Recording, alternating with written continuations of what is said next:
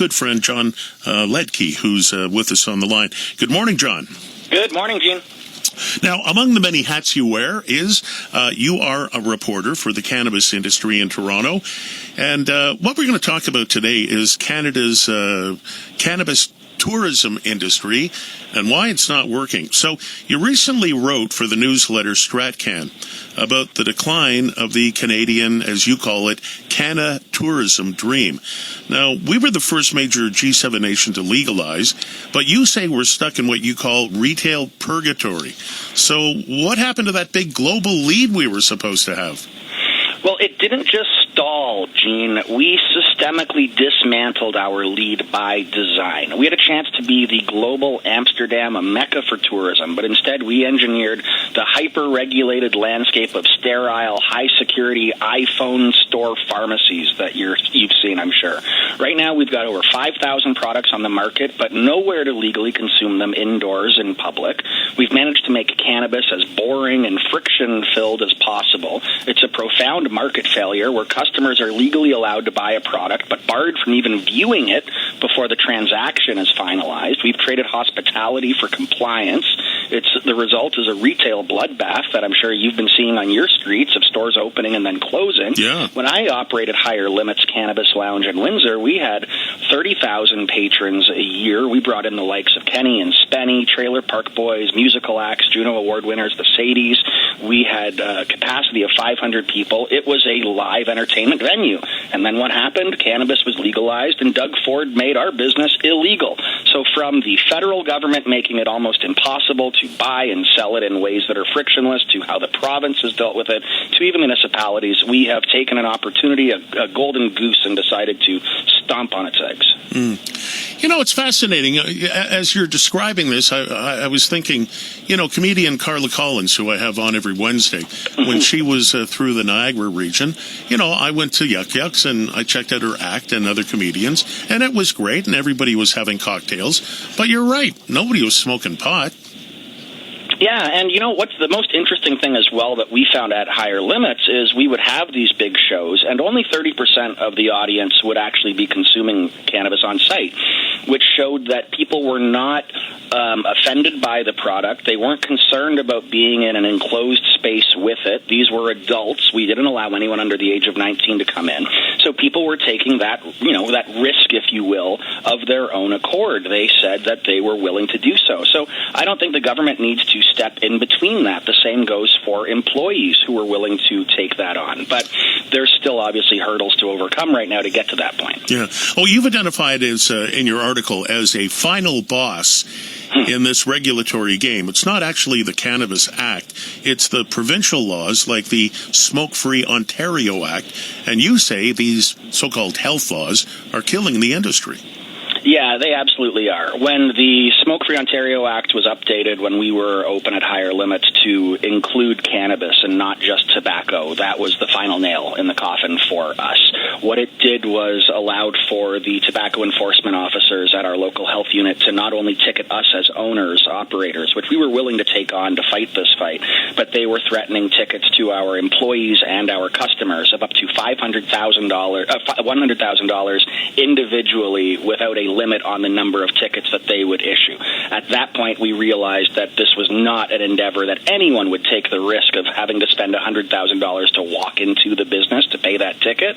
So we ended up shutting down. But meanwhile, just down the street from where we operated in Windsor, Caesars Windsor has a designated smoking area for tobacco that's just off-site of their main drinking area and their gaming floor. It's an enclosed space with a covered area that's just off of a bar. This is a double standard, quite frankly, that exists, and we know it exists. We need to overcome it, but even for people like me who are in this sphere, we didn't expect that it would all happen overnight, but I didn't think that we would regress as quickly as we did. Yeah.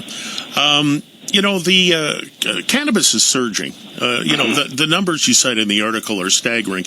And you talk about the $11.5 billion substitution. So if the demand is there, why is the government still standing in the way of consumption spaces? Or are people just turning to things like gummies where there is no smell? Well, this is the interesting thing. I mean, it's a multi-billion-dollar question. We're seeing a massive substitution effect. Per capita alcohol consumption is plummeting. Cannabis retail is surging. The government is already capturing 50 cents of every dollar spent on cannabis at one level or another, calling in multi-billions. But they're leaving billions more on the table by refusing to allow cannabis-adjacent experiences like infused dining, broader farm tours, tasting rooms, experiential sharing. We're trying to fill an alcohol hole that is popping up in our provincial budgets, yet we refuse to give cannabis the same logistical dignity as a winery or a craft brewery. The math is not mathing here, Gene, as the kids say. You know, some critics might argue that people really don't want lounges. They'd rather, consume their marijuana, whether they're smoking it or whether they're ingesting it or drinking it, at home watching TV. So are we trying to build a third space that maybe nobody even wants? I think that there is a want for it. Listen, if you are someone who has a nice-sized house, a backyard, we saw this during COVID. Some people were comfortable with lockdowns, whereas other people weren't comfortable with it, and it was because they had added amenities. And I think that that's what comes down to.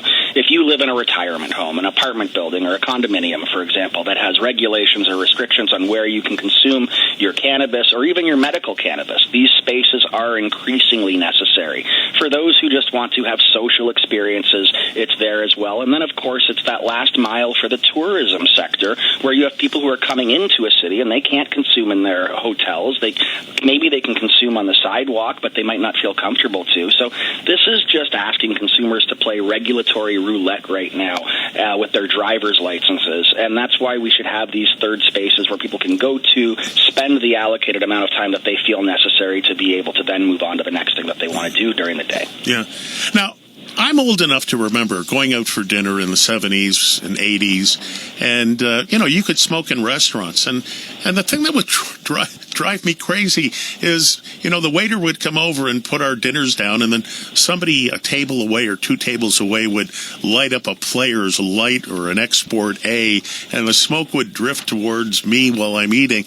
I don't know if I want to go back to smoky bars like that, but... So how do you address that problem if you want lounges? Well, I would say first, right off the bat, is that it should not be allowed for every restaurant. This should be an opt-in, apply for a license. So if you're looking to go to this specific restaurant, Gene, you would know that this restaurant allows that to be happening within its premises. So just as, as I'm getting older, I don't like going to loud bars, clubs, music and stuff. I avoid those. I would imagine that patrons would do the same thing, just as those who would want to seek these spaces out would be able to. But let's just assume that nobody wants to have that smoky experience like that you're saying. We can use medically validated vaporization technology available today and pioneered in Canada, where we can stop the research lounge theater that exists where people have to pretend they're actually medical scientific subjects to be able to operate medical devices for research purposes. For example, Club Lit in Toronto allowed for that. So we could have vaporizers where it didn't have that smoke, where everyone could have an enjoyable experience within an enclosed space. The technology exists. We just have to have the political will and understand the economic reality. Yeah, I don't have much time, but I do want to get this one question in very quickly. I remember as a little kid going to the LCBO with my dad. He was getting a bottle of wine for dinner for his wife, and he had to fill out this little form and then take it to the cash register and pay, and then take the form to a guy at a counter, and then they would go into this mysterious dark back room, and then they would come out with the bag all wrapped up, and it was wrapped up in paper, and then they would put it in a brown plain bag. Well, of course, we have self-serve now.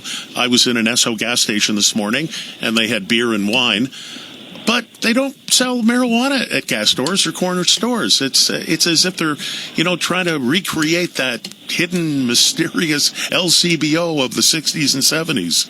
We took all the institutional knowledge that we knew from ending prohibition and getting to where we're at today and threw it all in the trash can. It's obscene, Gene. I agree with you. From having to hide the product until the purchase is finalized to just making it an onerous experience, I think that we could get to a point where adults are treated like adults. Let them walk into a store, make a purchase, and then leave. We don't need to have this security theater that the government continually puts into place. But if that's that's what makes people feel comfortable, I'm fine with it right now, for the point being, to be honest. All right. A great article and a great chat this morning. I thank you for this. Thank you, Gene. All right. There he goes. Jon Liedtke. Among his many hats, as I said, he is a reporter for the legal cannabis industry in Canada.